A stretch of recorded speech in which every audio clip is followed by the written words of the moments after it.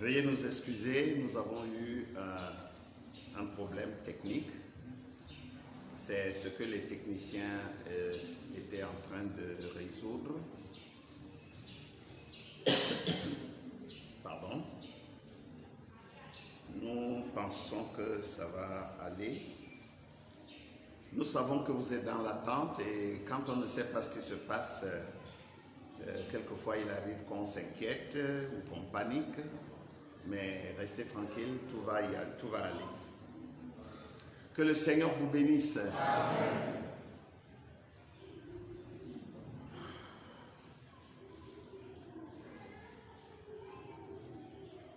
Voilà, nous venions donc de parler des espions, de leur statut particulier, n'est-ce pas? Leur mission, leur travail, les dangers de leur profession. Nous avons dit que leur vie ne compte pas. Ce qui compte, c'est la réussite de leur mission, parce que c'est pour le bien de toute une nation. C'est comme les soldats. Vous savez, quand il y a une guerre, le soldat ne s'inquiète plus de sa vie. Il sait qu'à tout moment, une balle peut le ramasser. Il sait qu'à tout moment, une grenade peut le faire sauter. Mais, il va au front. Il va avec cet espoir qu'il va réussir, qu'il va vaincre. Mais il sait aussi que n'importe quoi peut lui arriver.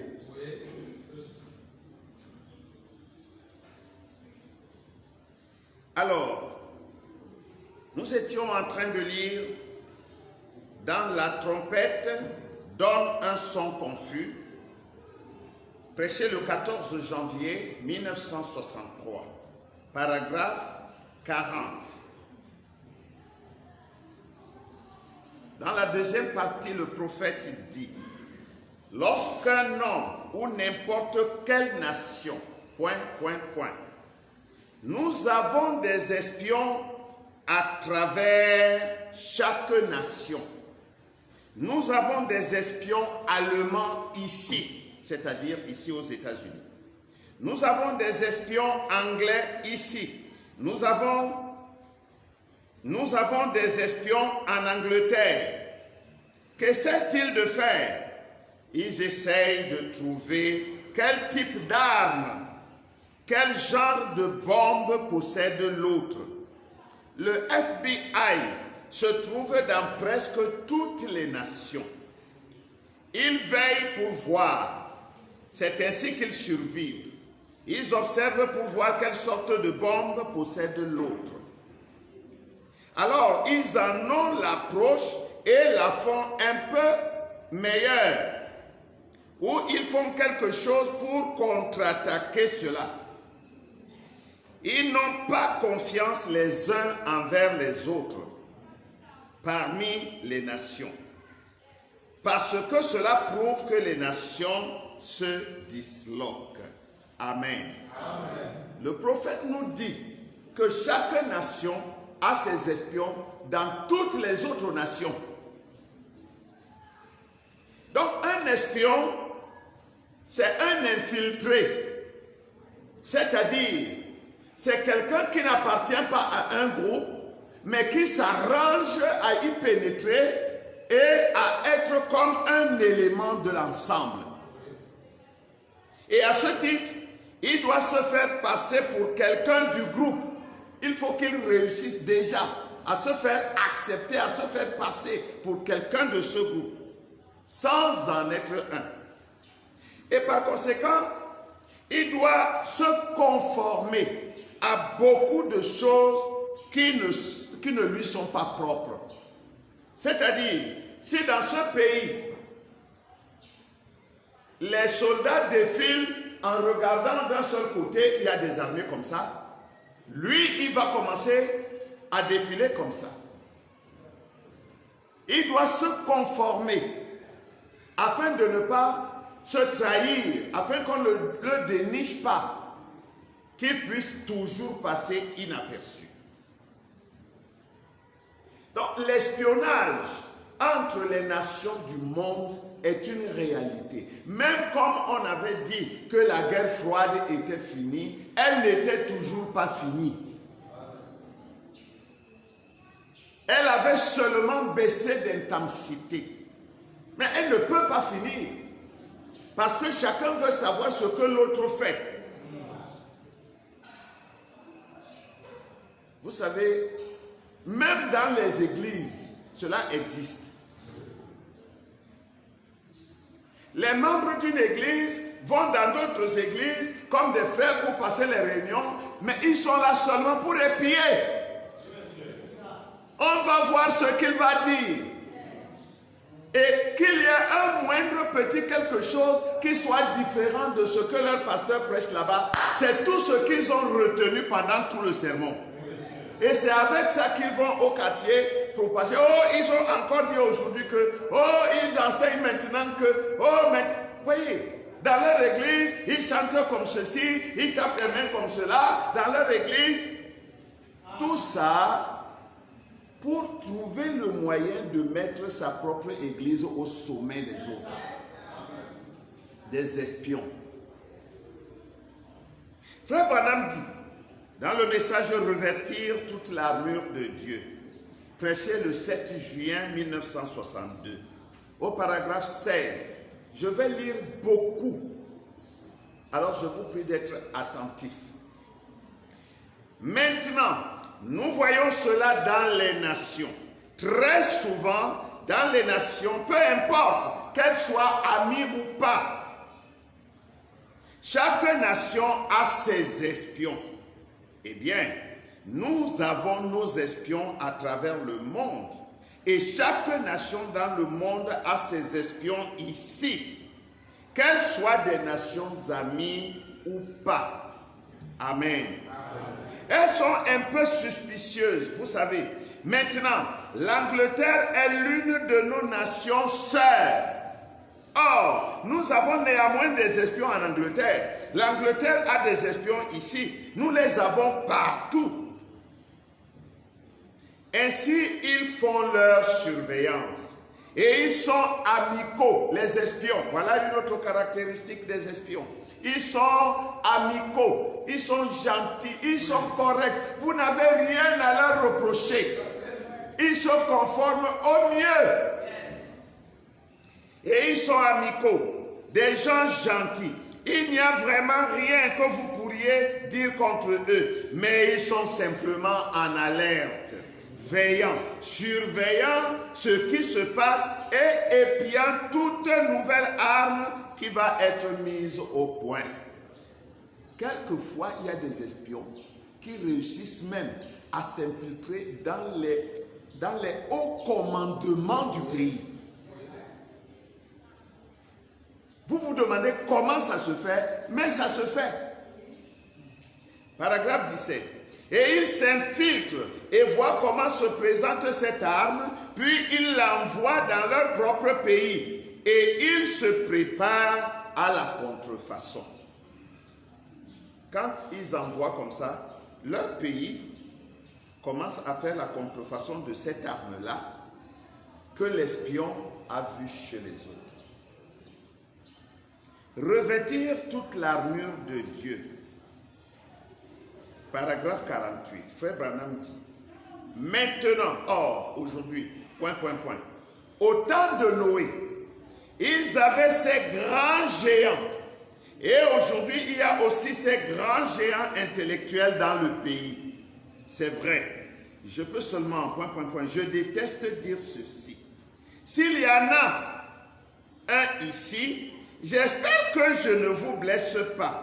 Mais c'est encore des espions de Satan. Vous voyez que Satan aussi a ses... C'est d'abord de cela que nous parlerons aujourd'hui. Satan aussi a ses espions. Quoi? Certainement. Des géants intellectuels viennent pour prouver que le fait de prier et de dire Amen et d'aller à l'autel et d'éclater en pleurs à cause de vos péchés, que tout cela n'est qu'émotion. Voyez, voilà le géant scientifique. Voilà le géant intellectuel. Amen. Arrêtons d'abord un peu ici. Frère Branham dit qu'il y a des géants intellectuels, des géants scientifiques, qui sont des espions de Satan. Ils s'infiltrent parmi les enfants de Dieu. Ils cherchent à les épier. Ils cherchent les points faibles. Ils cherchent les bas-côtés. Vous voyez un peu comme Barak, qui avait invité Balaam pour maudire le peuple de Dieu. Comment Balak savait-il que Israël avait tel et tel défaut? Lui, il est dans son pays de Moab. Israël est dans le désert. Il ne s'était pas encore croisé. Comment pouvait-il connaître les faiblesses, les manquements, les problèmes qui se passaient au milieu du peuple d'Israël? Excusez-moi. Je commence à transférer. Oh, tout à l'heure, je vais être transféré. Comment pouvait-il le savoir, puisqu'il n'était pas en Israël, puisqu'il ne vivait pas avec les Israélites? Comment a-t-il fait pour connaître les moindres petites choses qui se passaient en Israël? Pour dire à Balaam, il faut les maudire parce qu'ils font ceci, ils font cela, ils sont comme ça, ils marchent comme ceci. Mais c'est parce que Balak avait envoyé ses espions au milieu du peuple d'Israël. Ils se sont fait passer pour des amis d'Israël, pour des frères d'Israël. Vous savez que Moab était un frère d'Israël, un cousin. Et ils ont réussi à s'infiltrer. Parce que le peuple d'Israël était un peuple d'hommes simples.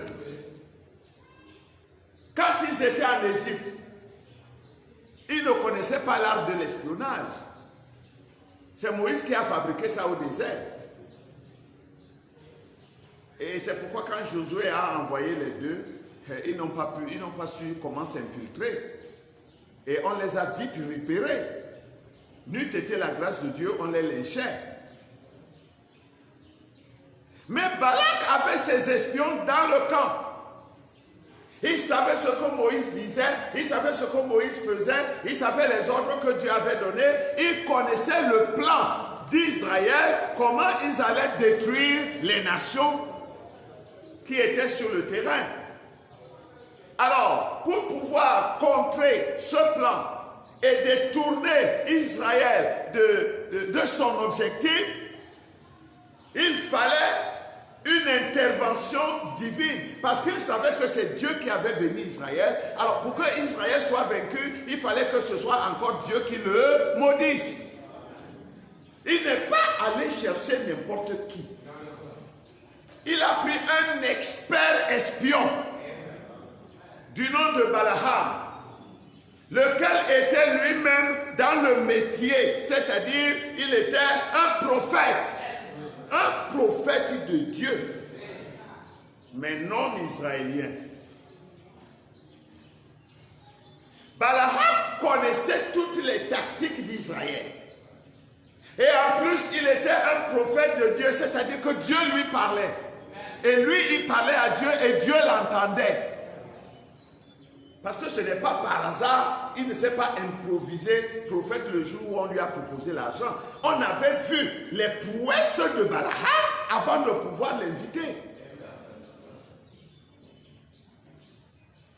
Alors, Balaam a monté une stratégie pour maudire Israël. Il savait que Dieu travaillait dans les nombres 7. Il a fait 7 autels, il a pris 7 béliers, il a tué 7 taureaux, il a tué 7. Il savait que c'était le nombre de Dieu. Et il savait que quand on travaille avec les mathématiques de Dieu, on a toutes les chances de réussir. Vous savez, dans la Bible, on nous parle d'un prophète. Je pense que c'était Isaïe. Qui, une fois, est allé vers le roi. Il dit au roi, prends ton arc et tire des flèches en direction de l'ennemi. Le roi a pris la flèche, il y avait un tas de flèches. Il a pris la première, il a tiré. Il a pris la deuxième, il a tiré. Il a pris la troisième, il a tiré, il s'est arrêté. Le prophète se met en colère. Mais qu'est-ce que tu as? Pourquoi n'as-tu pas continué de tirer? Tu aurais pu vaincre cet ennemi pour toujours. Voilà, maintenant tu vas le vaincre 3 fois et c'est tout. Le prophète avait donné un tas de flèches au roi. Il n'avait qu'à tirer toutes les flèches, quitte à ce que le prophète lui dise arrête comme ça. Non, il a tiré 3, il a trouvé que c'était assez. Voyez? Vous savez que les prophètes, oh non, je ne vais pas encore arriver là.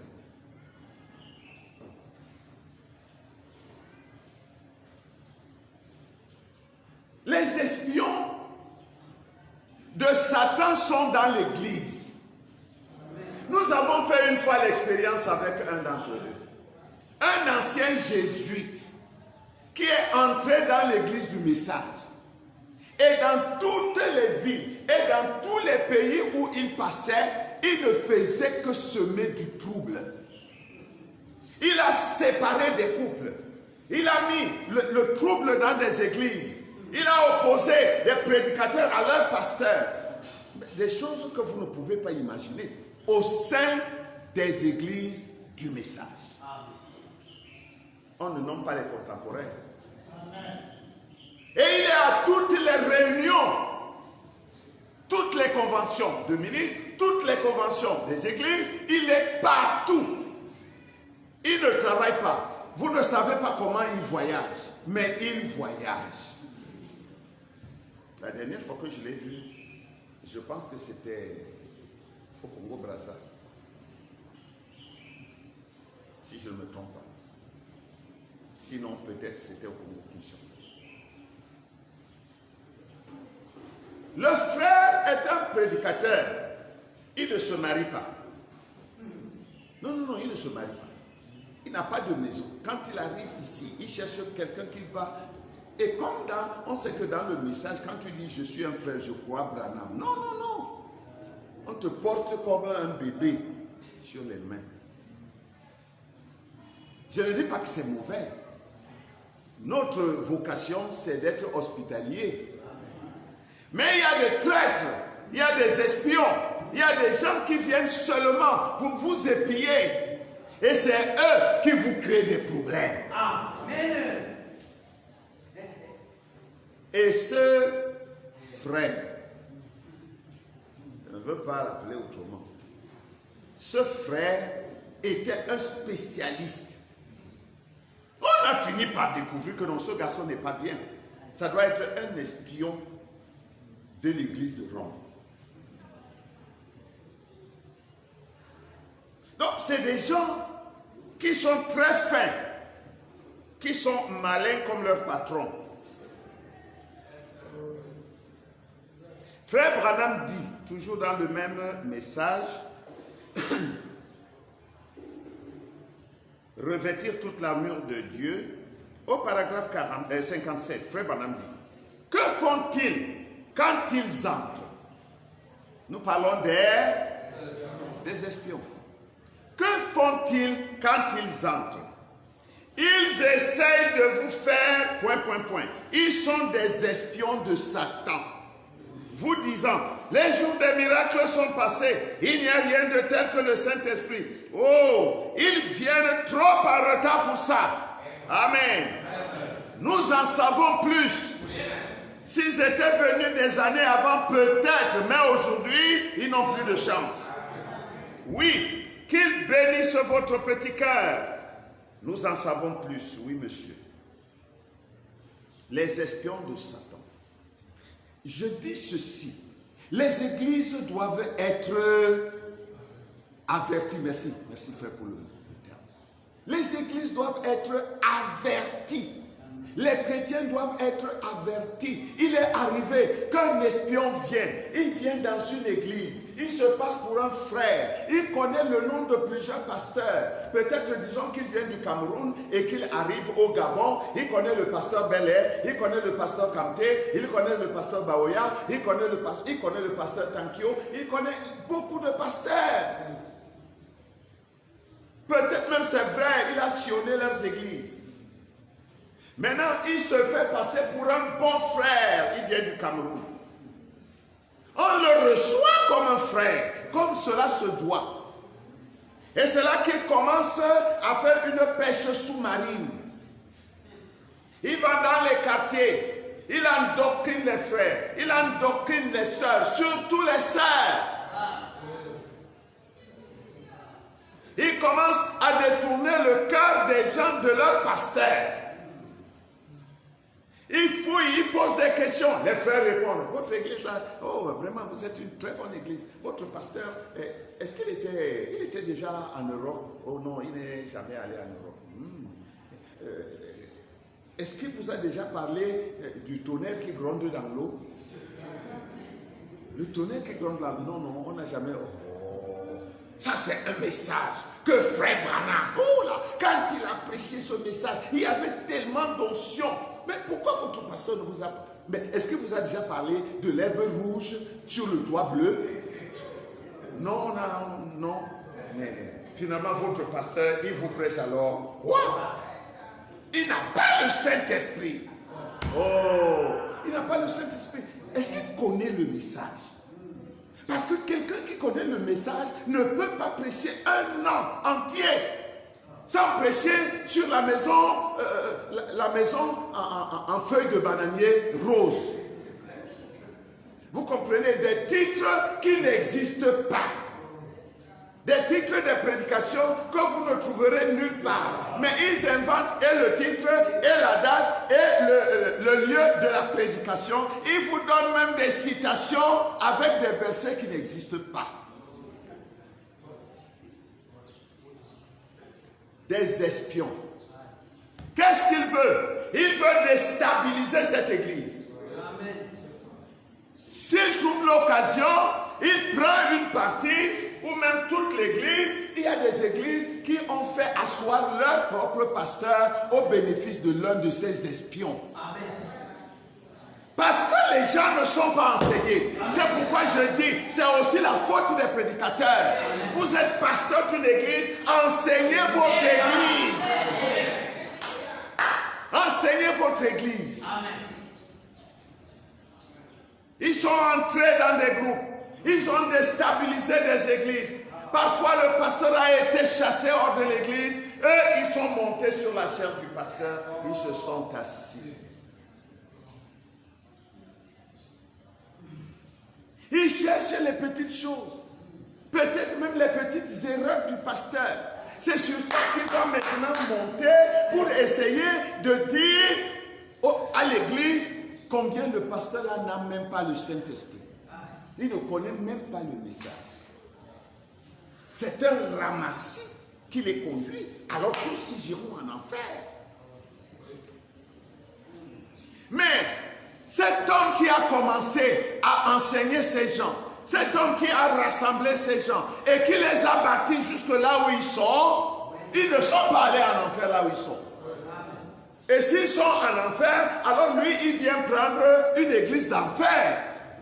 Non, monsieur cherche les membres pour lui payer les dîmes. Parce qu'il n'a rien à faire. Il n'a pas d'église, il n'a pas un travail. S'il reste comme ça, aujourd'hui et demain, on peut lui donner un plat de nourriture. Mais quand il commence à mettre l'homme, ça devient compliqué. Alors, ce qu'il peut faire, c'est bousculer le pasteur qui est là, trouver une portion d'église et lui aussi commencer la sienne. Quand ils viennent, quand le pasteur leur ouvre la chair, ils viennent, ils prêchent de grandes choses. Des grandes choses, c'est-à-dire font des grandes déclarations pour rien, dans le vide. C'est les gens qui prêchent le pasteur. Oh, votre pasteur, vous avez un bon pasteur, un grand homme de Dieu. À la chair, il va jeter toutes les éloges sur le pasteur. Mais au quartier, si vous entendez, vous ne vous rendrez pas compte que c'est la même personne. Il y a un qui est passé ici. Je me méfie beaucoup des prédicateurs quand ils viennent dans l'église de quelqu'un. Ils chantent les louanges. On peut apprécier un pasteur. On apprécie, on passe, on prêche la parole. Mais quand c'est le pasteur, oh non le pasteur, oh le pasteur, oh non le pasteur, oh... Ah non, non, il y a quelque chose qui ne va pas. Si tu es venu prêcher le pasteur, va dans la maison du pasteur.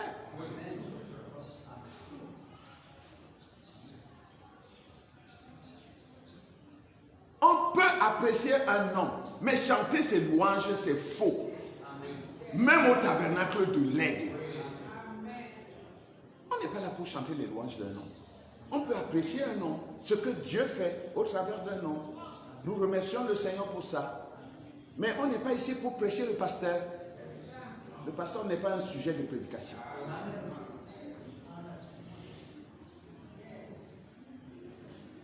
Les espions de Satan sont parmi nous. Nous ne savons pas qui est qui. Parce que, en fait, vous ne pouvez même pas faire la différence entre un espion de Satan et un homme du peuple. Amen. Il s'infiltre tellement bien. Il parle votre langue. Il connaît vos coutumes, vos usages. Il s'habille comme vous. Il marche comme vous. Non, c'est des choses qu'ils apprennent avant même de venir dans votre pays. Beaucoup d'églises ont souffert. Quelques-unes au Cameroun. Mais grâce à Dieu, ces espions n'ont jamais réussi chez nous. Dieu merci. Quelqu'un vient avec l'objectif qu'il va casser des églises et former son église. Dieu merci. Ils n'ont pas eu grand succès chez nous. Il y a des étrangers qui peuvent venir, qui ont un bon esprit, qui collaborent avec les gens du peuple et nous travaillons ensemble. Il y en a, nous en connaissons, ils sont ici. C'est les seuls qui ont réussi. C'est les seuls qui ont réussi à avoir une église dans ce pays. Mais ceux qui venaient avec des objectifs tordus, parce qu'ils venaient et ils le manifestaient. Vous arrivez dans un pays, vous arrivez dans une ville où il y a des églises déjà établies. Et votre refrain au quartier, c'est que, oh, vous n'avez même pas de vrai pasteur ici, on ne connaît pas le message dans ce pays, il n'y a pas vraiment le message ici, le message c'est chez nous, le message c'est chez vous. Tu as comparé chez vous à qui? La preuve, c'est que par la suite, vous êtes vous-même confondus. Amen. Vous qui prétendez avoir le message, c'est vous encore qui êtes confondus. Vous vous prouvez incapable. Amen. Et vous êtes obligé de fuir pour aller là où c'est trop facile. Amen. Les espions de Satan. Faites attention, frères et sœurs, membres des églises. Votre pasteur, quel qu'il soit, c'est un homme de Dieu. S'il ne l'était pas, Dieu ne lui aurait pas donné les moyens de vous conduire jusque là où vous êtes. Et si Dieu voit qu'il vous faut plus, il sait comment le faire.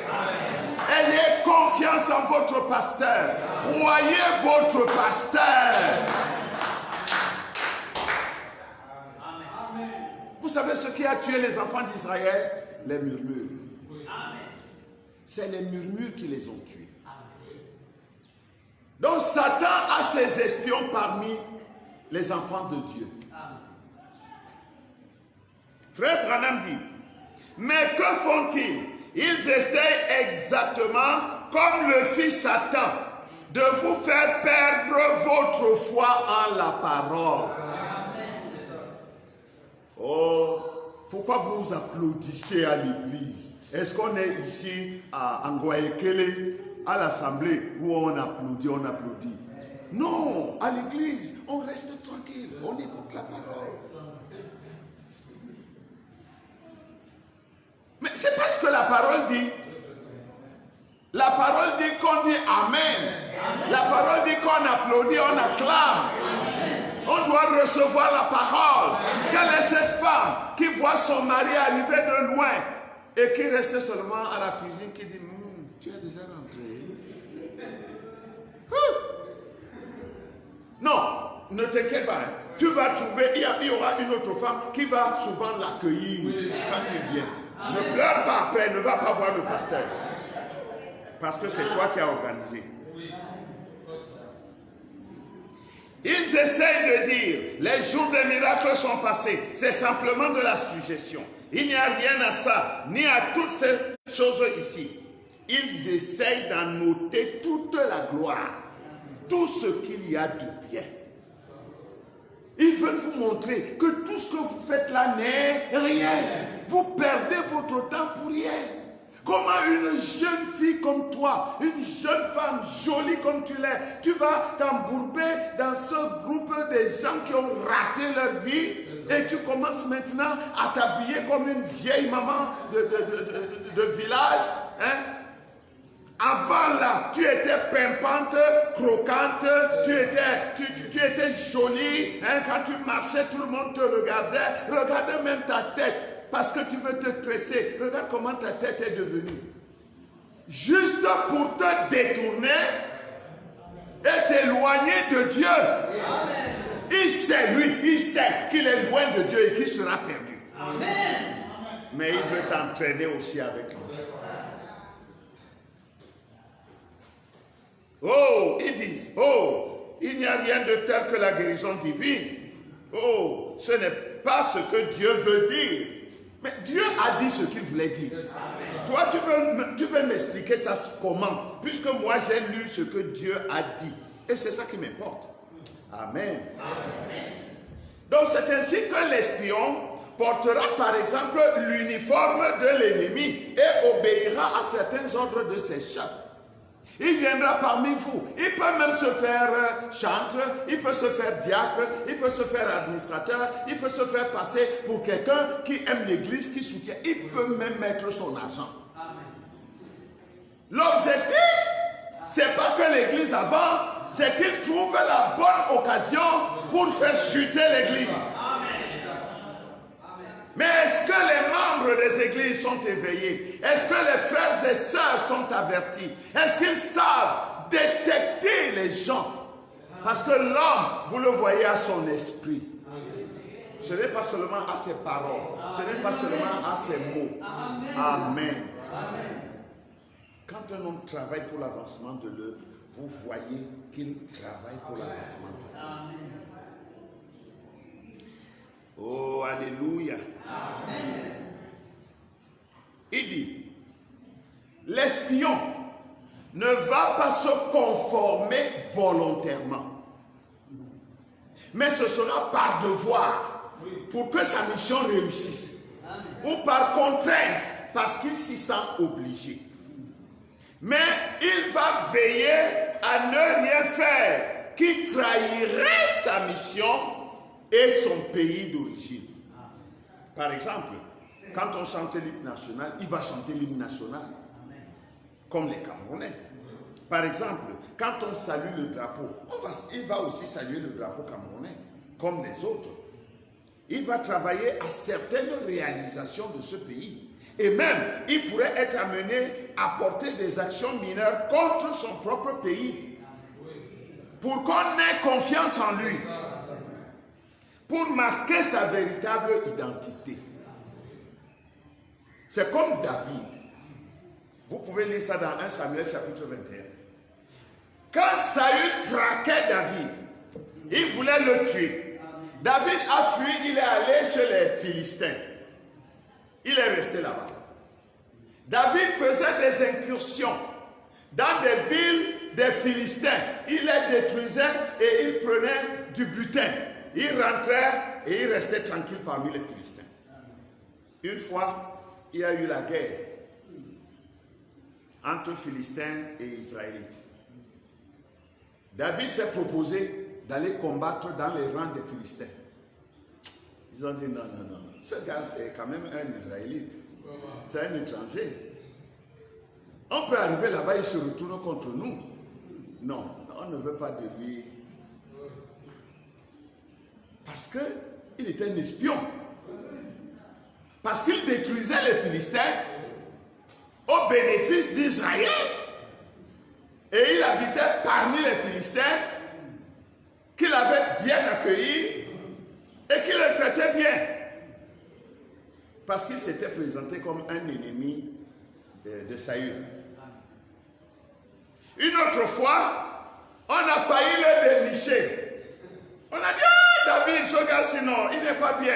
Amenons-le chez le roi. David a dit, cette fois-ci, c'est ma tête qui va tomber. Avant d'arriver chez le roi, il commence à faire le fou. Il bave de toutes parts, il fait comme un fou. Et arrivé chez le roi, il dit, c'est David, le fils d'Isaïe. C'est un Israélite. Le roi dit, vous aussi. Je n'ai pas assez de fous dans mon pays ici pour que vous m'alliez encore me prendre les fous qui viennent d'Israël. Ah, partez là-bas avec le gars là, chassez-le. Et David a sauvé sa tête. Amen. Un espion.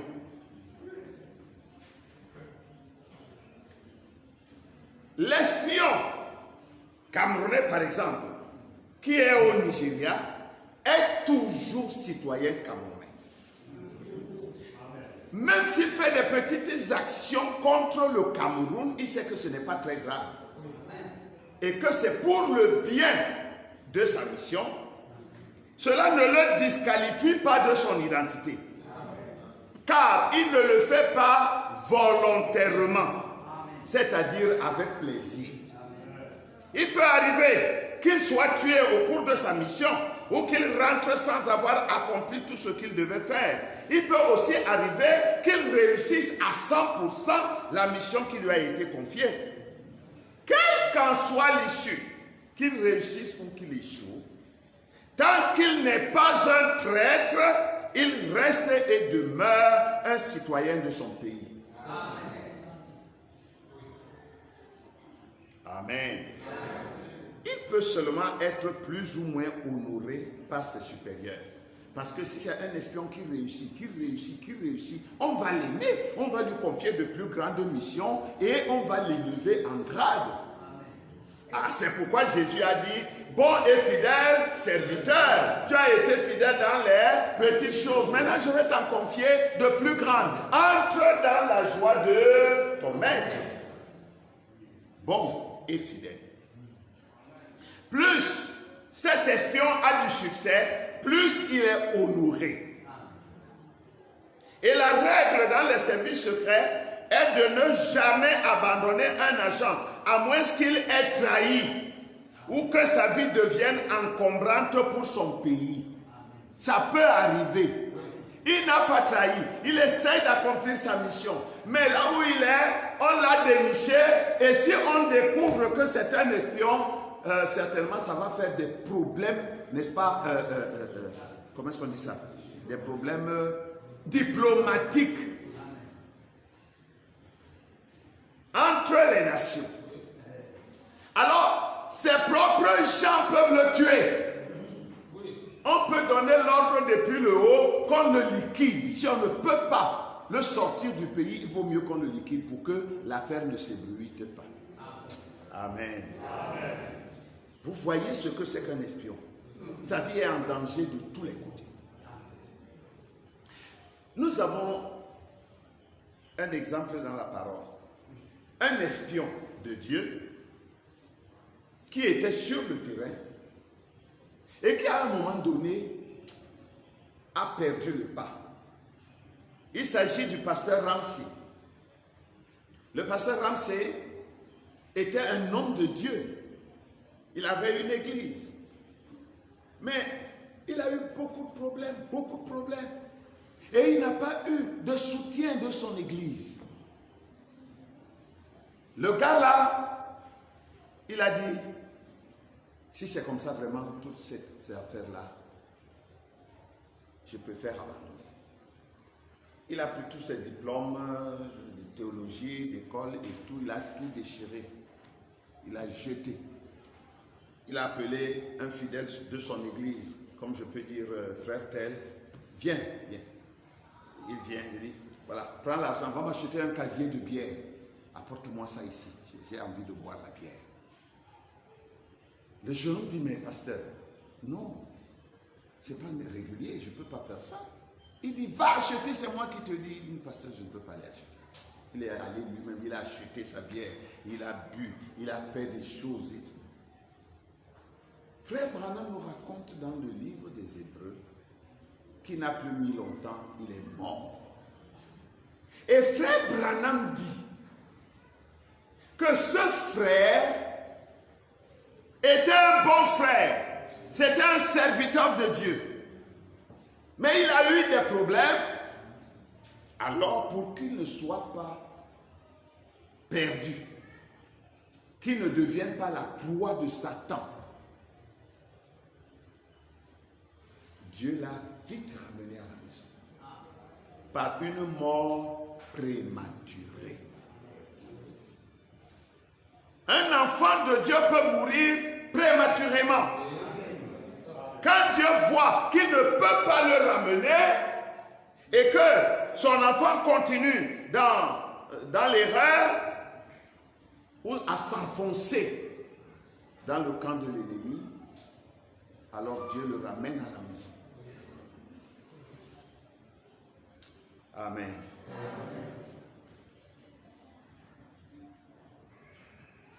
C'est une bataille qui n'a pas commencé aujourd'hui. Cette bataille a commencé depuis le ciel.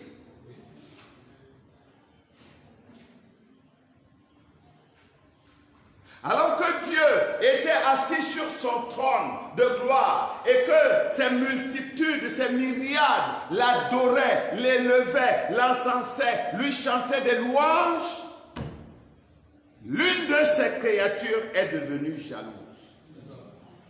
Lucifer. Lucifer était un archange de lumière. C'était le porteur de lumière. Frère Branham dit qu'il était presque égal à Dieu. Presque égal à Dieu. Il n'était pas égal à Dieu comme Jésus-Christ. Parce que Jésus-Christ était égal à Dieu. C'est écrit dans le livre de Timothée. Mais lui, il était presque égal. Comme je vous ai souvent dit, Christ a 12 pierres précieuses plus l'or. Mais Lucifer a 9 pierres précieuses plus l'or. Il n'y a qu'une différence de 3 pierres précieuses entre l'un et l'autre. Quand vous lisez dans Apocalypse 21, vous verrez les 12 pierres précieuses de Christ. Mais allez lire dans l'Ancien Testament les pierres de Lucifer. Vous pouvez lire Ésaïe chapitre 14 et Ézéchiel chapitre 28. Donc, Lucifer était un grand archange. C'était le plus grand de tous les archanges en dehors de Michael. Il était l'un des gardiens du trône de Dieu. Mais il a été pris par la jalousie.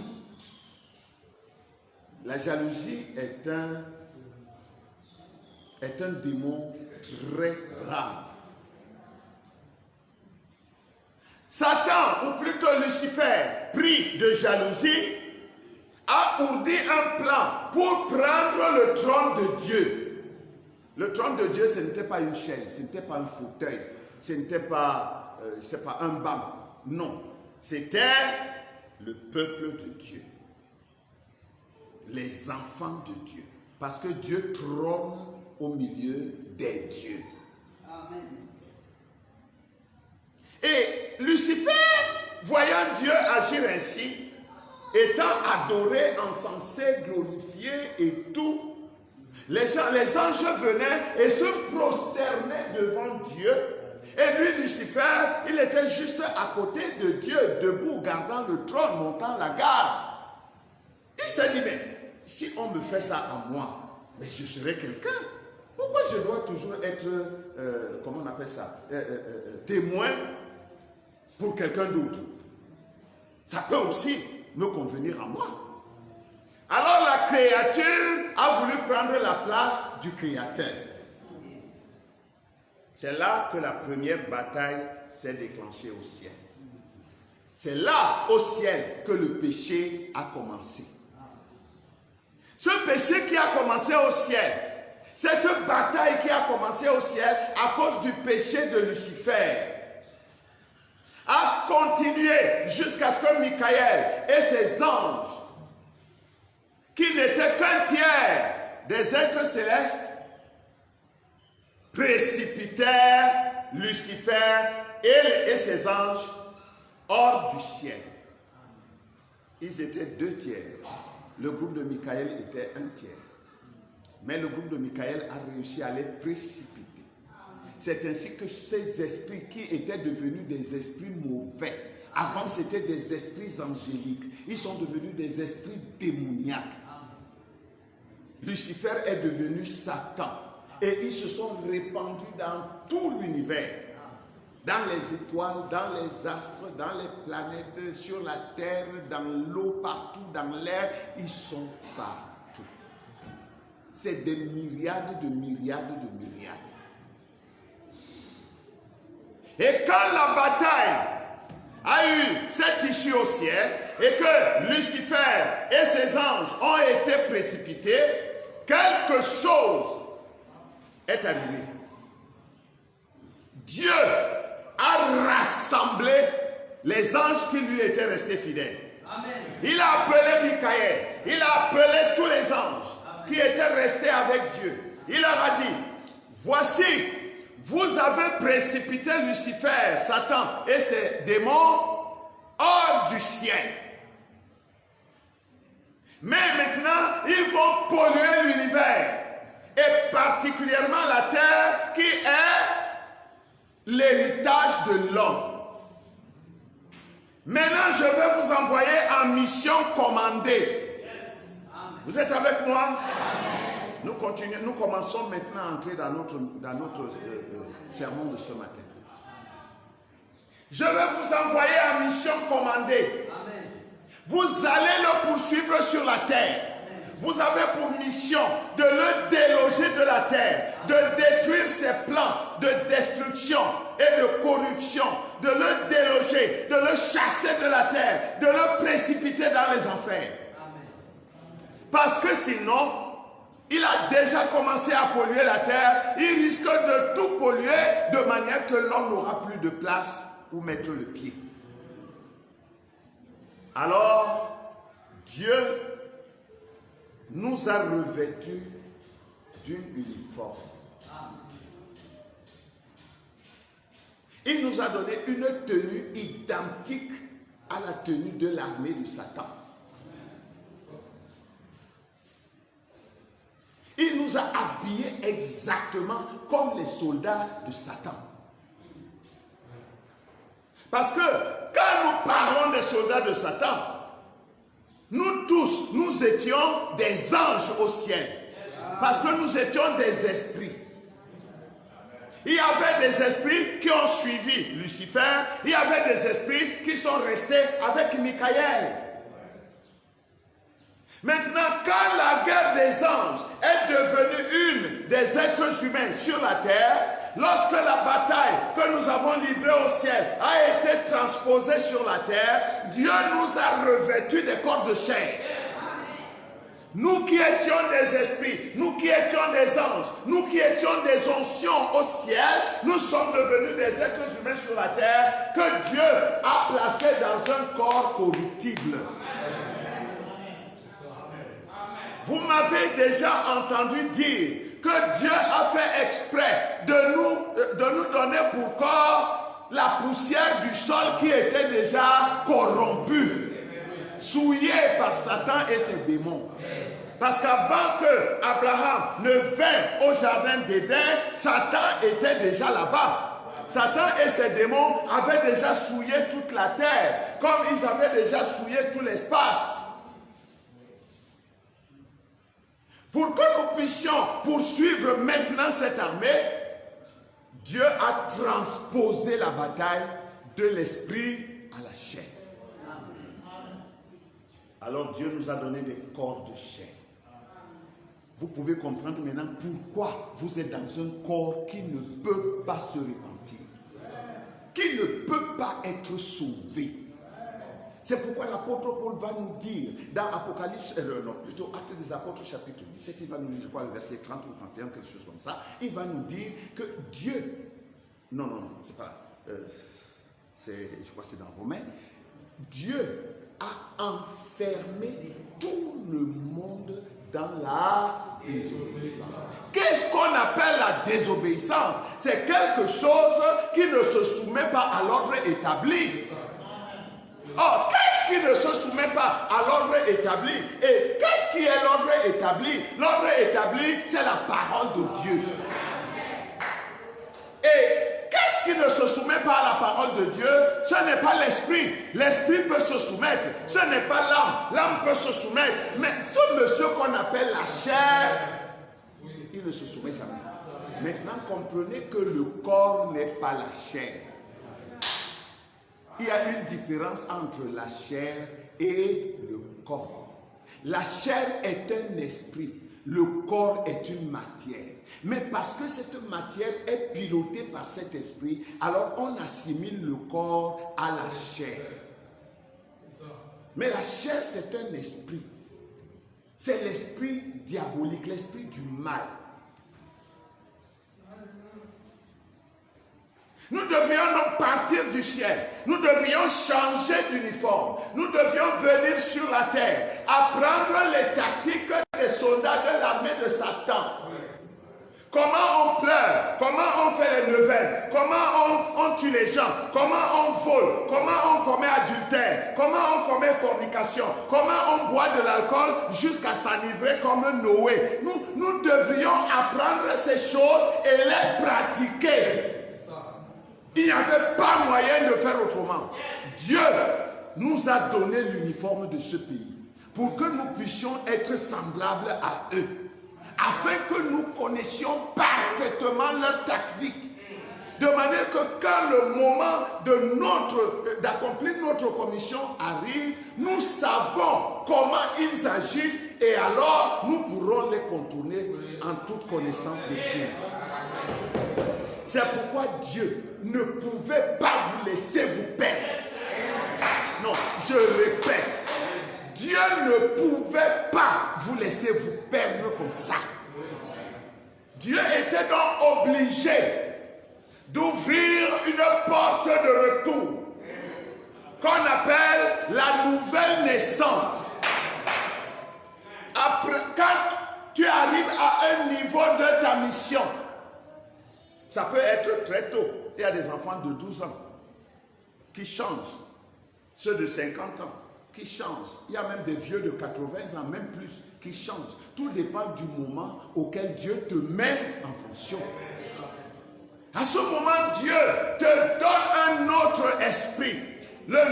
L'esprit de Dieu, par sa parole. Parce que Dieu a préparé une arme pour toi. Mais si Dieu te donne cette arme très tôt, tu risques de mal l'utiliser et de trahir la mission. Dieu sait à quel moment, dans quelle époque, dans quelle génération, par quel messager, il te donne l'arme qui te convient pour ton jour. Et cette arme a toujours été la même. C'est la parole de Dieu. Et la parole de Dieu, on peut l'utiliser d'une manière ou d'une autre. Et dans chaque âge, Dieu prend cette même arme, cette même parole et il vous enseigne comment l'utiliser pour ce jour-ci. La guerre secrète, la guerre froide, la guerre de l'ombre a été engagée depuis le ciel.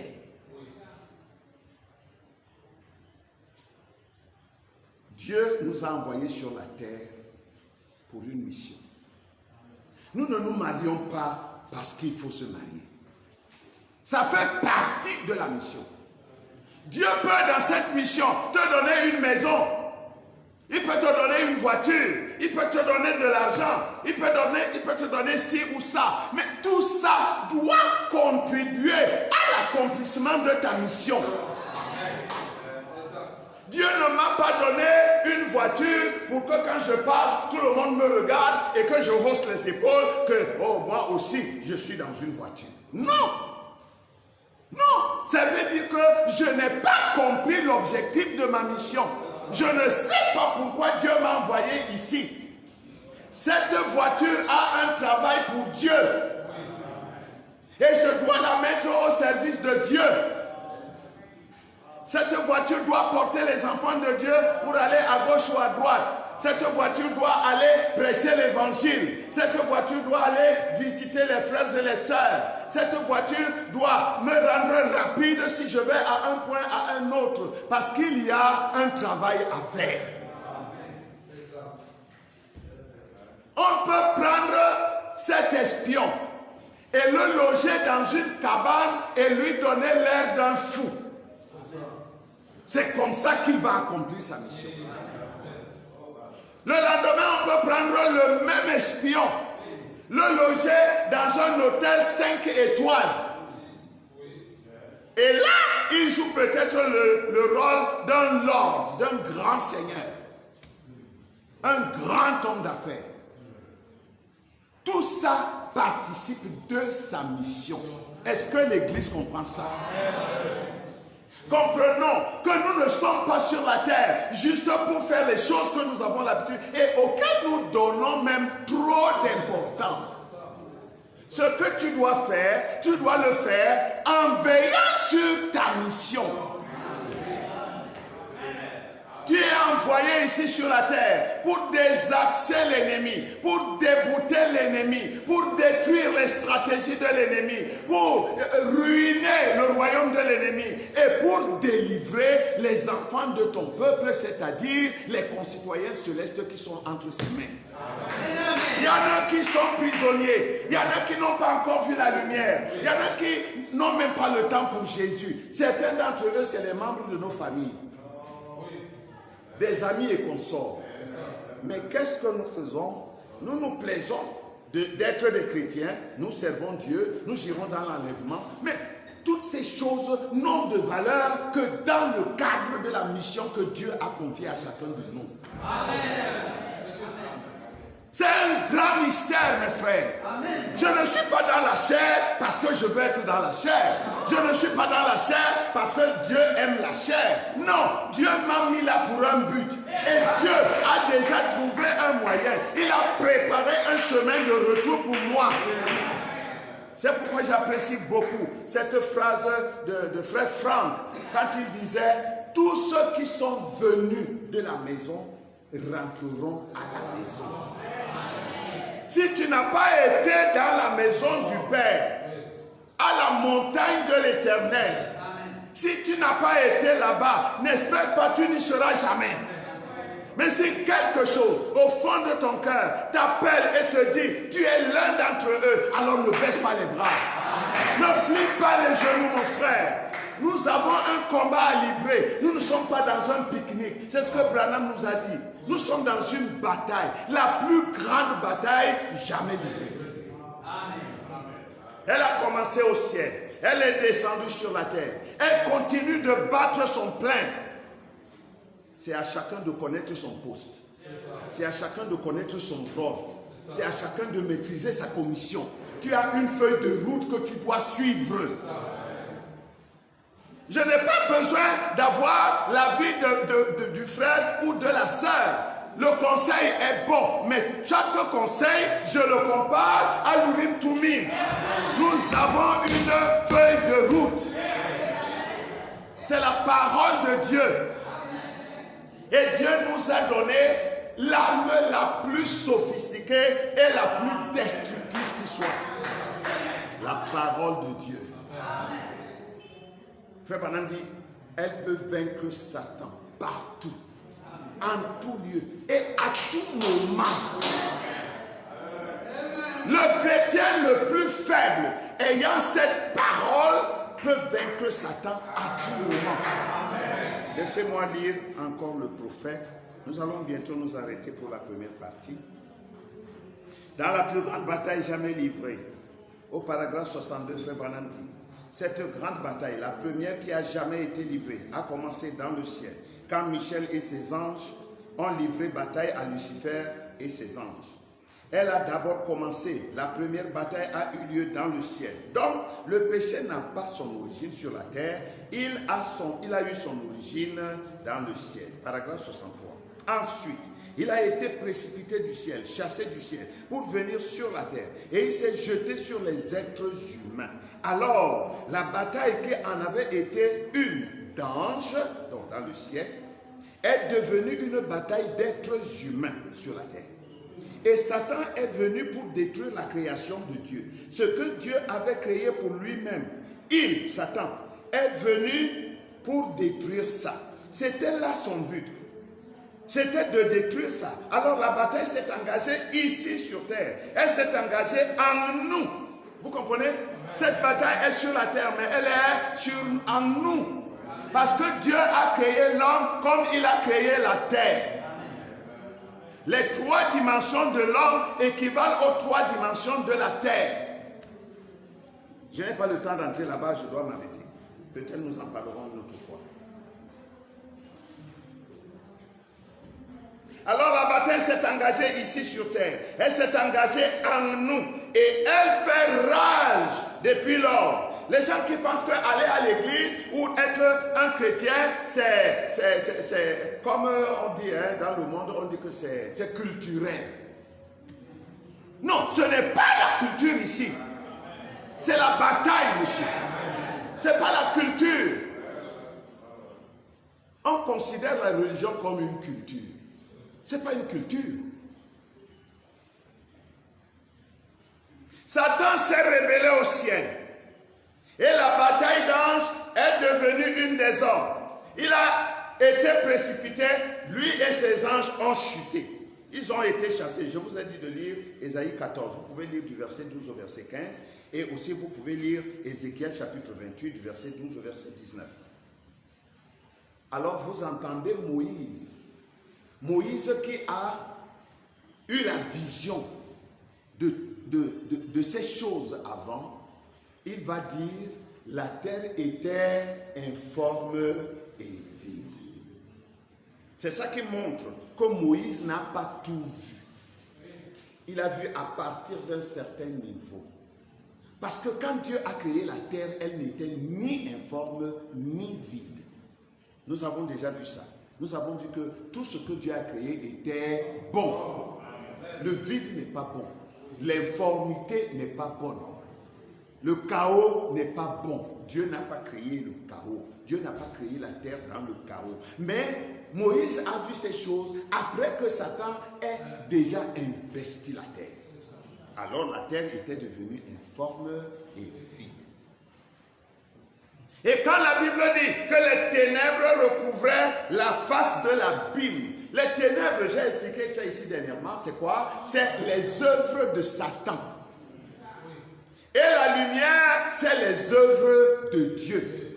Dans les anciennes Bibles, quand on dit Dieu créa la lumière, et Dieu dit que la lumière soit, et la lumière fut. Et Dieu vit que la lumière était bonne. Et Dieu appela la lumière jour. C'est avec J majuscule, parce que c'est un nom propre, c'est le nom de quelqu'un. Et il appela les ténèbres nuit. C'est un nom propre. C'est le nom de quelqu'un avec N majuscule dans les anciennes Bibles. Parce que c'est Dieu qui est le jour et c'est Satan qui est la nuit. Les œuvres de Dieu sont la lumière et les œuvres de Satan sont les ténèbres. C'est pourquoi Frère Branham il nous dit la première lumière qui a jamais été donnée à la terre, sur la terre, c'était la parole. Il dit la parole de Dieu est la toute première lumière qui a frappé la terre. Et cette lumière c'était quoi? C'était Adam, l'homme que Dieu a créé à son image. Amen. Adam était la lumière. Aujourd'hui nous sommes la lumière du monde. Jésus dit je suis la lumière du monde. Et il dit vous êtes la lumière du monde. C'est-à-dire que vous êtes les œuvres de Dieu. Je suis une œuvre de Dieu. Pourquoi voulez-vous que je devienne un agent de Satan? Que Dieu m'aide, que Dieu t'aide, que Dieu nous aide. Nous avons une mission à accomplir et nous devons l'accomplir. C'est ça qu'on appelle accomplir le but de Dieu. Chacun d'entre nous a un but à accomplir. Ne dors pas. Chacun d'entre nous a un but à accomplir. C'est le but de Dieu. Dieu a un but. Dieu a un objectif à atteindre. Mais avec nous, il ne peut pas l'atteindre sans nous. Alors, une grande opération a commencé sur la terre. Opération Terre Sainte.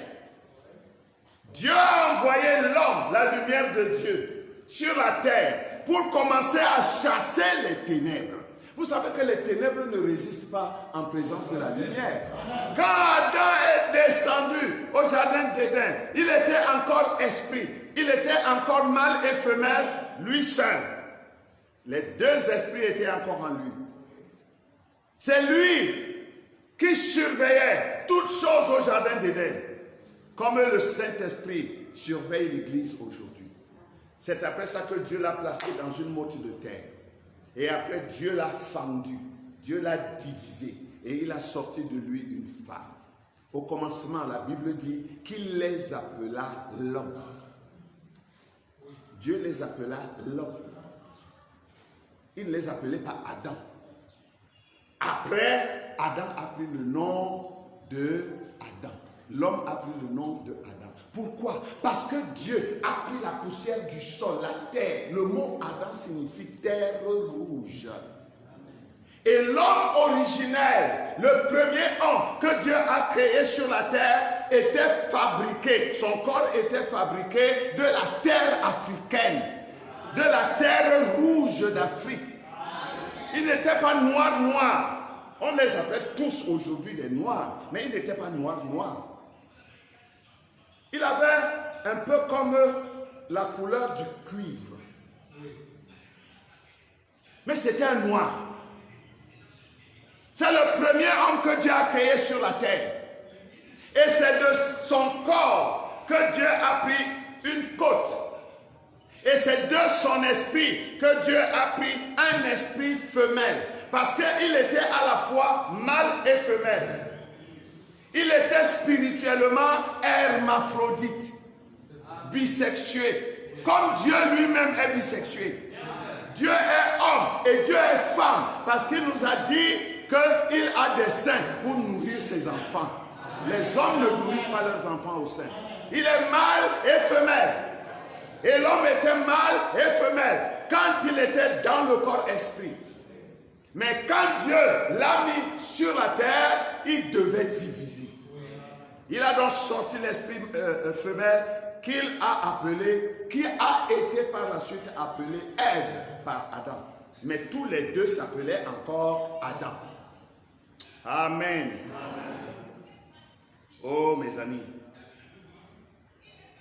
Frère Branham dit dans C'est le lever du soleil, au paragraphe 38.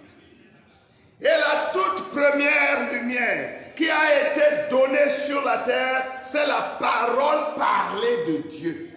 Quand Dieu a parlé, un homme est venu, la lumière. Ce n'était pas la lumière de Genèse chapitre 1 verset 3. Non. La lumière de Genèse chapitre 1 verset 3, c'était la lumière cosmique. Ce n'était pas la lumière éternelle.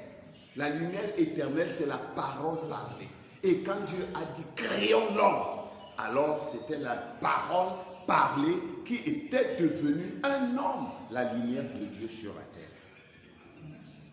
Dieu dit, la toute première lumière qui a frappé la terre, c'était la parole parlée de Dieu. Il a dit que la lumière soit, et la lumière fut. Dans la fête des trompettes, paragraphe 115, Frère Branham dit, nous devons être les enfants de la lumière, et la lumière, c'est la parole qui se fait lumière pour cet âge. Comment connaître la lumière? À moins qu'elle ne vienne de la parole. Si vous n'avez pas la parole de Dieu, vous êtes dans les ténèbres. Dites que vous êtes la plus grande église du monde. Dites que chez vous, les pasteurs sont des docteurs en théologie, en philosophie, en ethnologie ou en sociologie. C'est les ténèbres. Il n'y a pas à en dire autrement. Parce que la seule chose qui est la lumière, c'est la parole de Dieu. Et la parole de Dieu, pas une moitié de parole, pas un simulacre de parole, mais la parole authentique, la parole parole.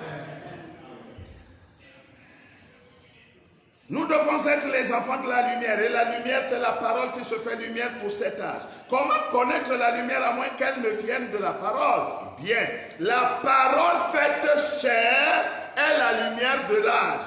Quand vous la voyez, c'est la Bible qui le dit. La parole parlée, quand Dieu prononce une parole et que cette parole s'incarne dans un homme, que cet homme manifeste littéralement cette parole, c'est ça qu'on appelle la lumière.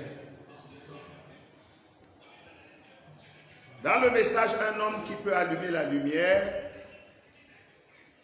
prêché à Jeffersonville, au paragraphe 103, il dit: il en est ainsi dans chaque âge. La parole rendue manifeste, venue à la lumière, est la lumière de cet âge.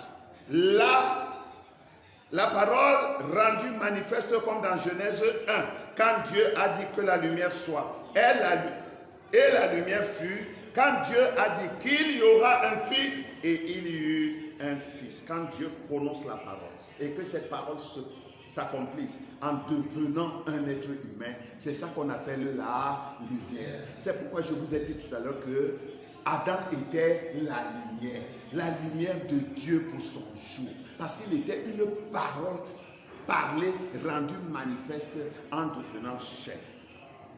Paragraphe 105.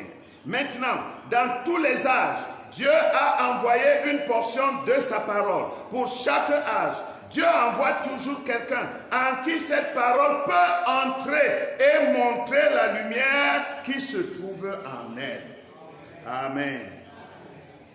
C'est ainsi que Dieu a créé l'homme. Frère Branham dit dans le message Apocalypse chapitre 5, deuxième partie, au paragraphe 203, il dit: que sont les 7 esprits? Ce sont 7 messagers. Il y a 5 Colombins, Irénée, John Wesley, Martin Luther, etc. Vous voyez, les 7 esprits qui sont 7 hommes, 7 anges qui sont 7 messagers. Donc, les hommes sont d'abord des esprits. Et un esprit est une onction. Les esprits ne sont pas des êtres avec des corps comme vous et moi. Ce sont des onctions. Une onction, c'est un esprit. Et un esprit, c'est un ange, un messager, quelqu'un qui est porteur. Et quand une onction de Dieu descend sur la terre, porteur d'un message de Dieu, cette onction est un ange. Et cet ange-là, s'il veut se manifester aux êtres humains que nous sommes, il doit prendre un corps comme le nôtre. C'est pourquoi des hommes ont vu des anges. Ça ne veut pas dire qu'au ciel, on va voir des hommes qui ont des ailes et des hommes qui s'envolent et des hommes... Non. Frère Branham décrit l'ange qui l'accompagnait, cet ange noir qui était toujours avec lui, avec le prophète, partout où il allait. Frère Branham le décrit. C'était un être humain. Mais en réalité, les anges ne sont pas chers. Mais les anges sont des esprits. Cependant, ils prennent des corps pour se manifester sur la terre. Alors, nous voyons, nous avons commencé à parler tout à l'heure, je suis en train de m'arrêter, je termine ici, et puis on va attendre la prochaine réunion pour terminer ce sujet. C'est un sujet qui est relativement long, c'est pourquoi j'ai dû le couper en 2 parties. Les espions de Satan. Nous avons parlé de toutes ces choses pour nous donner une idée de ce qui se passe dans l'église de Dieu. De ce qui se passe au milieu des enfants de Dieu. Mais très souvent, les enfants de Dieu n'ont pas l'œil ouvert pour voir, pour discerner. Et puis, vous allez voir des frères qui s'entrechoquent. Oh non, il a pris mes chrétiens. Je ne sais même pas s'il y a un prédicateur qui a ses propres chrétiens. Non, ça, je ne crois pas. Je crois que nous avons des fidèles C'est-à-dire des gens qui nous sont fidèles, qui nous suivent, qui nous font confiance, qui viennent nous écouter et qui nous soutiennent pour que l'œuvre de Dieu avance. Mais des chrétiens, nous n'en avons pas. Christ seul a des chrétiens. Et il en fait ce qu'il veut.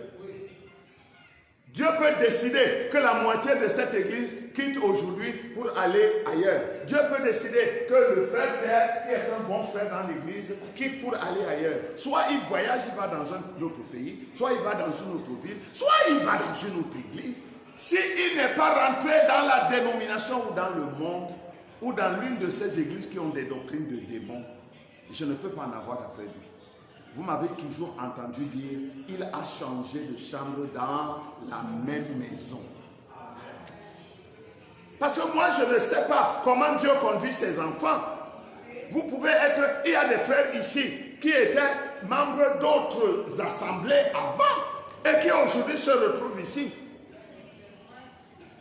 De même, il y en avait ici qui aujourd'hui ne sont plus ici, sont ailleurs, soit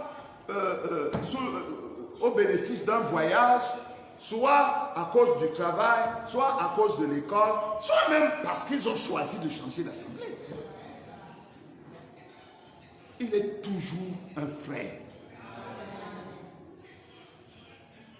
Parce que quand vous commencez à le regarder du coin de l'œil, c'est déjà un complexe. Et quand vous développez un tel complexe, vous combattez contre Dieu. Frère Branham, il dit, dans une seule voix pourvue par Dieu, prêché à Chicago le 31 juillet 1963, du paragraphe 56 au paragraphe 58, je m'en vais lire. Je vais dire quelque chose ici. Peut-être ne devrais-je pas le dire, mais je crois tout de même que je devrais le dire. Si vous avez remarqué, Lucifer fait exactement la même chose aujourd'hui qu'il fit au commencement. Voyez, Lucifer, au commencement, voulait édifier pour lui-même un royaume plus grand et plus beau que celui de Michel, c'est-à-dire Michael, Christ. C'était son ambition de réaliser quelque chose comme ça. Et que prit-il pour le faire? Qu'est-ce que Lucifer avait pris? Si vous voyez comment il avait agi au commencement, vous pouvez détecter ce qu'il fait aujourd'hui parmi les enfants de Dieu. Et c'est ça qui est très important. Pour que vous puissiez discerner Satan dans l'église aujourd'hui, observez Satan en Éden, dans l'église de ce jour-là. Frère Branham dit, c'était son ambition de réaliser quelque chose comme ça. Et que prit-il pour le faire? Il prit des anges déchus qui avaient perdu leur première position. C'est ce qu'il prit pour le faire. Des anges qui au ciel avaient perdu la position qu'ils avaient là-bas et étaient devenus des démons. C'est ça que Satan a pris. Et aujourd'hui, Lucifer est entré dans l'église et il en a ôté la parole. Il a injecté des dénominations. Oh frère, c'est vrai que la Bible dit ça, mais quand vous commencez à mêler, faites attention. Faites attention. Quand vous voyez un prédicateur qui prêche la parole, il commence à mêler. Oui, c'est vrai, frère Branham l'a dit, mais si tu veux, si tu penses que ce n'est pas juste, apporte quelque chose d'autre que frère Branham a dit pour changer ce qu'il avait dit avant. Mais si c'est mais qui vient de ta tête, je ne crois pas ça.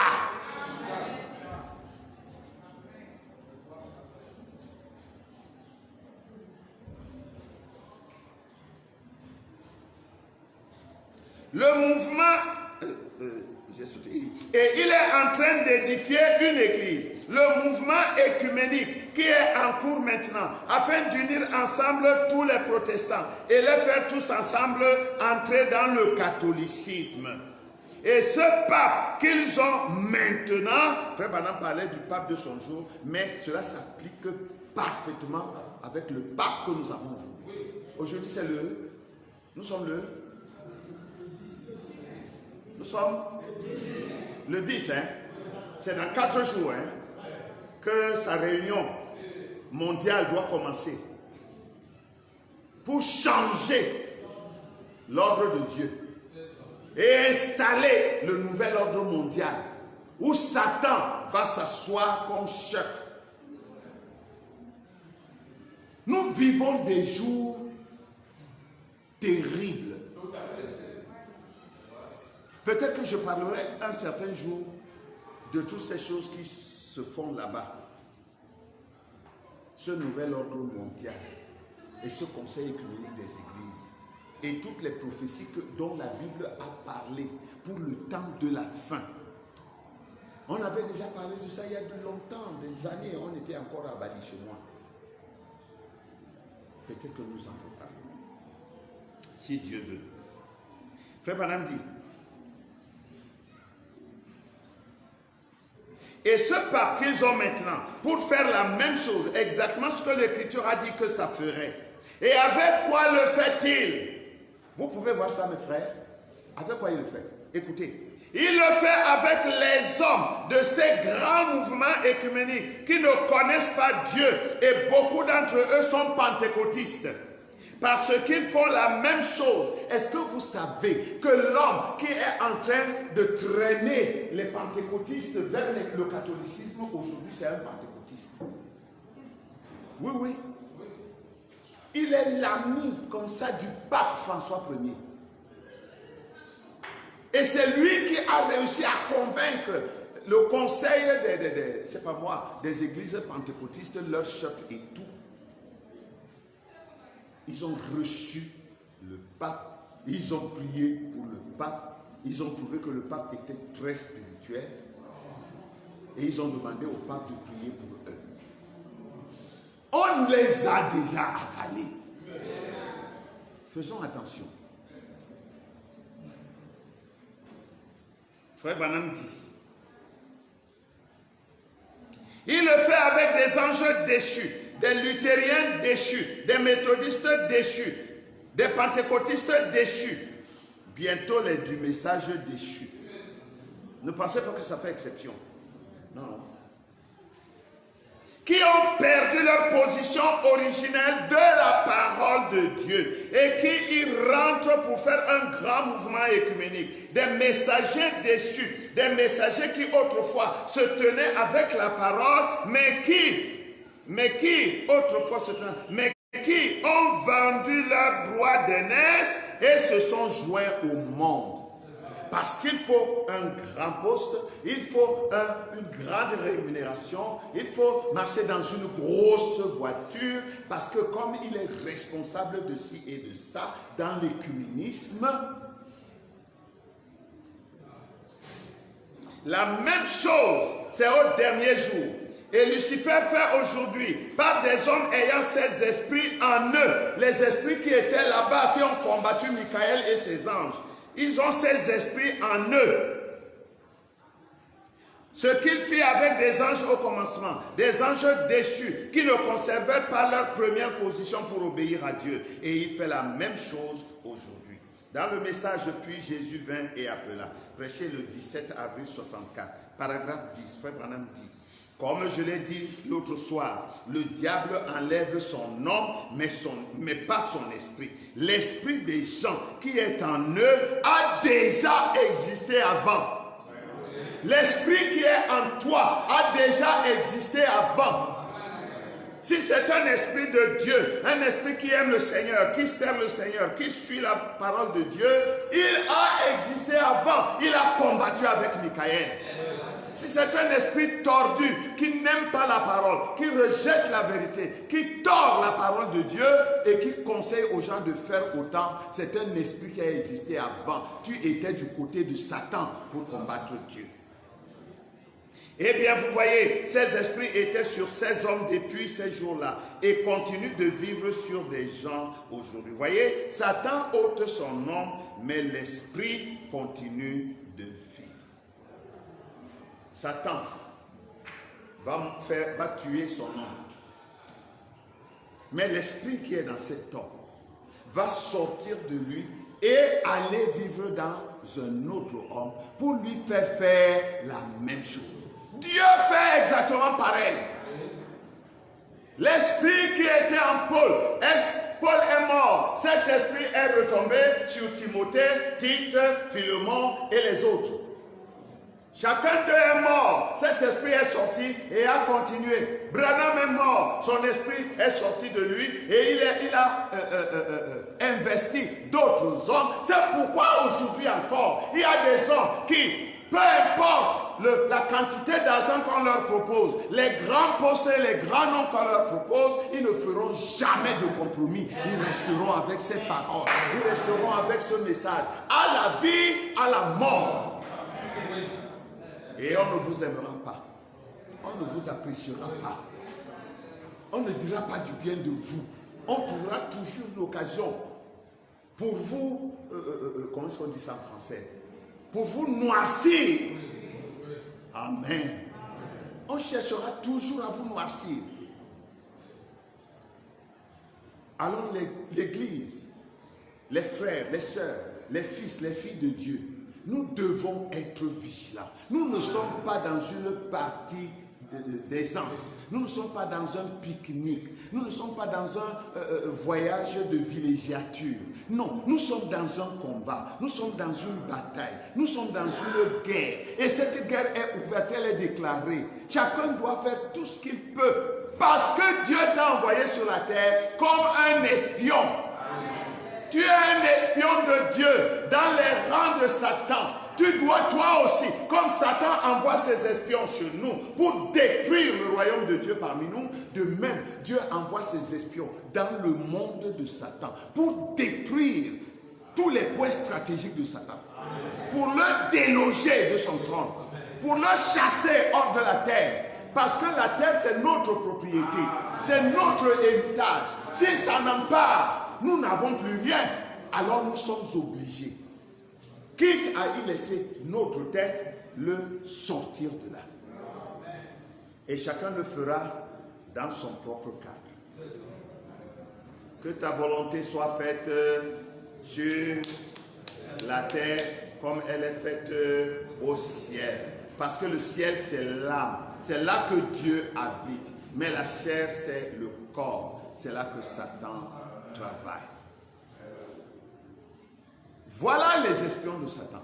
Ils sont parmi nous. Ils travaillent au milieu de nous. Ils font tout. Ils montent un frère contre un frère. Ils montent une soeur contre une soeur. Et nous n'avons pas suffisamment de discernement pour voir que c'est l'ennemi qui le fait. Non. Oh non, le frère. Oh non, la soeur. Oh non, l'église de. Oh non, c'est le pasteur tel qui. Frère, William Branham nous a dit, si ton frère te fait du tort, mets Dieu entre ton frère et toi. Comprends que c'est un être humain comme toi. Satan l'a certainement pris au dépourvu et lui a fait faire quelque chose qu'il n'aurait jamais voulu faire de lui-même. Comprends ça comme ça. Mais si tu ne peux pas comprendre ça comme ça, alors pose-toi la question de savoir quel est l'esprit qui est en moi. Je suis de quel camp? Parce que si tu ne peux pas pardonner, si tu ne peux pas laisser tomber, si tu ne peux pas prendre ton frère comme ton frère, peu importe ce qu'il t'a fait, c'est qu'il y a quelque chose en toi qui n'est pas de Dieu. Parce que toi-même aussi tu commets des erreurs. Et Dieu te pardonne. Pourquoi toi aussi tu ne peux pas simplement pardonner à ton frère? Et si toi tu as l'esprit de Dieu, tu vois que tu as commis une faute contre ton frère, pourquoi tu ne peux pas simplement aller le voir et lui dire, mon frère, laissons tomber. Je ne voulais pas le faire, pardonne-moi. Mais non, Satan va te dire, oh tu vas t'humilier maintenant. Il va prendre ton nom et mettre à la tribune et puis on va te voir à la télévision. Tout le monde va savoir que tu es allé lui demander pardon. Ça sert à quoi? Église de Dieu. La bataille fait rage jusqu'aujourd'hui. À chacun de sauver son âme. Et à chacun de chercher à accomplir son but, sa mission. Beaucoup de gens sont à l'église justement parce que chacun doit avoir une église. Lui, il a choisi l'église du message. Peut-être parce que c'est là-bas que c'est son ami qui l'a amené là-bas, ou son parent, ou son poids, je ne sais pas. Ou alors en passant par hasard, il a entendu les gens. Et comme il chantait bien, il est entré. Lui aussi, il est calé. Non. La foi, c'est un choix.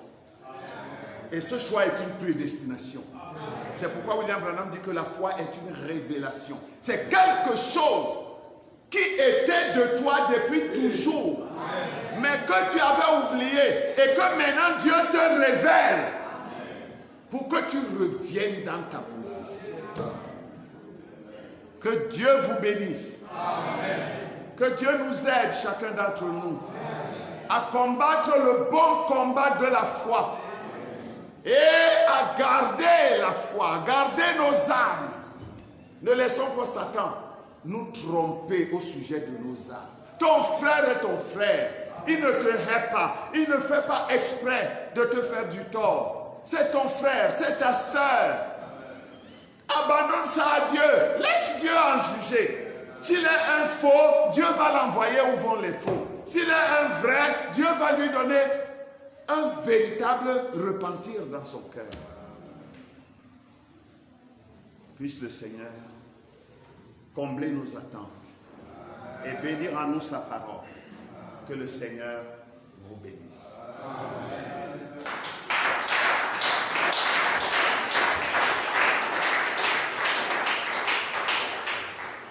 Nous voulons nous lever pour un mot de prière.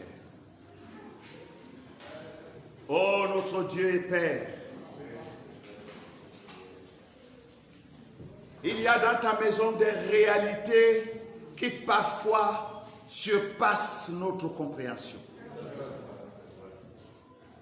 Comment pouvions-nous nous imaginer que nous avons toujours été tes enfants depuis la fondation du monde et même avant?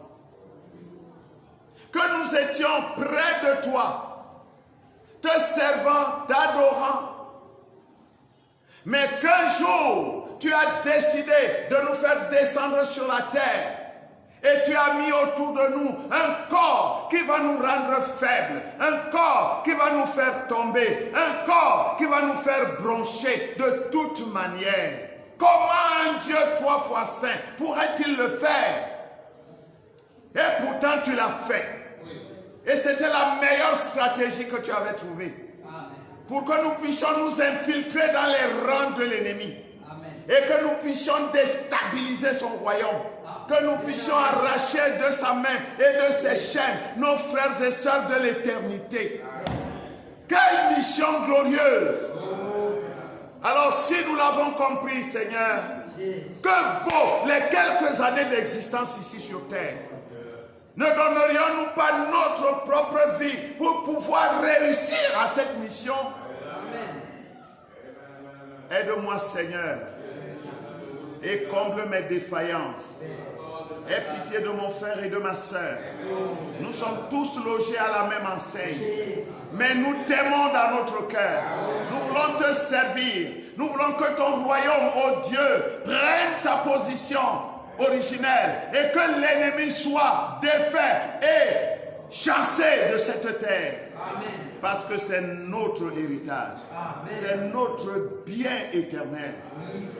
Nous te prions, donne à chaque fils, à chaque fille de Dieu la détermination, la volonté, la foi pour marcher avec ta parole, que ce soit la vie ou que ce soit la mort, que chacun se donne à fond et que chacun obéisse aux lois de Dieu. Nous n'appartenons pas à ce monde, nous venons d'ailleurs et nous voulons vivre comme nous vivrions là-bas. Oh Dieu, aide-nous à comprendre que Satan ne nous veut pas du bien, qu'il est l'ennemi de nos âmes, il est l'ennemi de nos frères et sœurs, il est l'ennemi de Dieu notre Père. C'est pourquoi nous devons le combattre sur tous les fronts avec l'arme puissante que tu nous as donnée. Aide-nous, Seigneur, à nous en tenir à cette parole, à la parole parlée créatrice, à cette parole qui est capable de le vaincre, que ce soit le jour, la nuit ou à n'importe quel moment, que ce soit dans les airs, sur la terre ou dans les eaux. Nous sommes capables de le vaincre, tu l'as dit, et nous voulons te prendre au mot. Chaque fois qu'il va se présenter, nous voulons, Seigneur, lui faire échec et mat. Amen. Notre Seigneur Jésus, qui nous a précédés, a ouvert la voie et il a détruit et il a vaincu et il a rejeté. Nous venons seulement marcher sur lui parce qu'il est déjà à terre. Amen. Nous te remercions pour ces soldats de Dieu, ces grands généraux et ces capitaines et ces lieutenants qui ont combattu le long des âges depuis le Seigneur Jésus-Christ lui-même, le grand général en chef à 5 étoiles. Jusqu'à nous aujourd'hui, aide-nous Seigneur à mener ce combat jusqu'au bout. Et que la victoire soit de notre côté. Nous nous abandonnons à toi. Nous te remettons la deuxième partie, Seigneur, en priant que tu viennes toi-même et que tu parles au travers de la bouche de ton esclave. Bénis tous les saints de Dieu. Bénis chaque enfant de Dieu qui a écouté cette parole ou qui va l'écouter. Pour que chacun prenne conscience, pour que nous comprenions qu'il ne s'agit pas d'une formalité, qu'il ne s'agit pas d'une petite promesse. Il s'agit d'une réalité tellement profonde.